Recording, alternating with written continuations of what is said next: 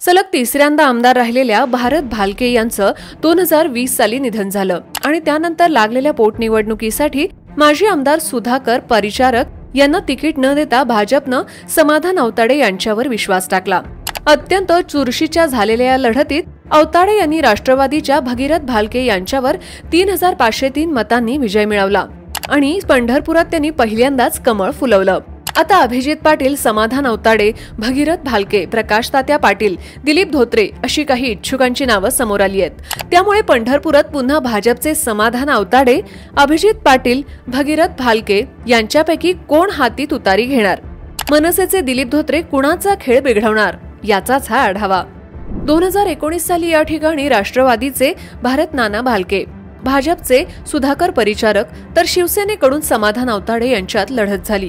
तेव्हा भारत नाना भालके 13,000हून अधिक मतांनी निवडून आले।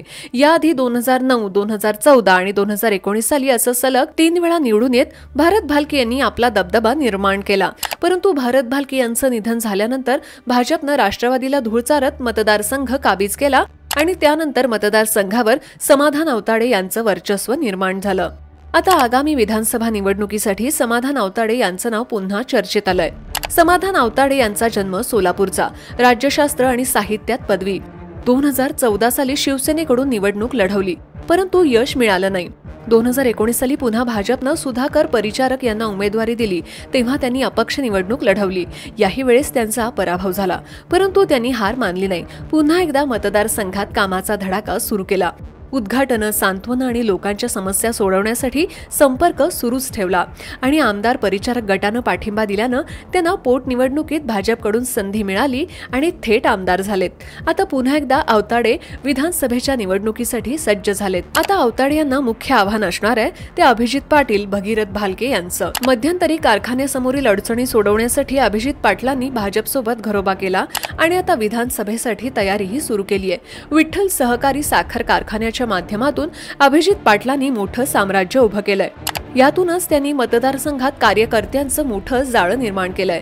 प्रत्येक नेत्यांशी असलेला संपर्क यामुळे अभिजित पाटलांनी मतदारसंघात संभ्रम निर्माण करून दिलाय। दुसऱ्या बाजूला याच मतदारसंघातून राज ठाकरे यांनी मनसेकडून दिलीप धोत्रे यांना उमेदवारी जाहीर केली आहे। 1992 साली विद्यार्थी सेनेचे अध्यक्ष म्हणून राजकीय कारकिर्दीची सुरुवात केलेले दिलीप धोत्रे राज ठाकरे यांच्यासोबत एकनिष्ठ राहिलेत। शिवसेनेतून ज्यावेळी राज ठाकरे बाहेर पडलेत त्यावेळी धोत्रे यांनी राज ठाकरे यांच्यासोबत जाण्याचा निर्णय घेतला। त्याचंच फळ म्हणून दिलीप धोत्रे यांना विधानसभेची उमेदवारी जाहीर झाली आहे। सोलापूर जिल्ह्यात मनसे पक्ष संघटना रुजवण्यात दिलीप धोत्रे यांचा महत्त्वाचा वाटा राहिलाय। जिल्हा संघटक, शॅडो सहकार मंत्री, प्रदेश सरचिटणीस अशा मनसेतील महत्त्वाच्या जबाबदाऱ्या पार पडत आता या मतदारसंघातून आमदार होण्याचं स्वप्न त्यांनी पाहिलंय। त्यामुळेच या मतदारसंघात आता चांगलीच रंगत आली आहे। महाविकास आघाडीत ही जागा शरद पवारांना मिळणार हे जवळपास निश्चित मानलं जात आहे। पवारांनी देखील मतदारसंघात मोठ्या राजकीय हालचाली सुरू करून दिल्यात। त्यामुळे अभिजित पाटील पुन्हा तुतारीकडे वळणार की अपक्ष लढणार, भगीरथ भालके यांना शरद पवार उमेदवारी देणार की तेही अपक्ष लढणार, तर भाजपचे समाधान अवताडे यांचा गेम होणार ते पाहणं आता महत्त्वाचं ठरणार आहे। तुम्हाला या व्हिडिओबद्दल काय वाटतं ते कमेंट करून नक्कीच सांगा आणि अशाच व्हिडिओसाठी आमच्या पॉलिटिकल महाराष्ट्र या पेजला लाईक करा, फॉलो करा। धन्यवाद।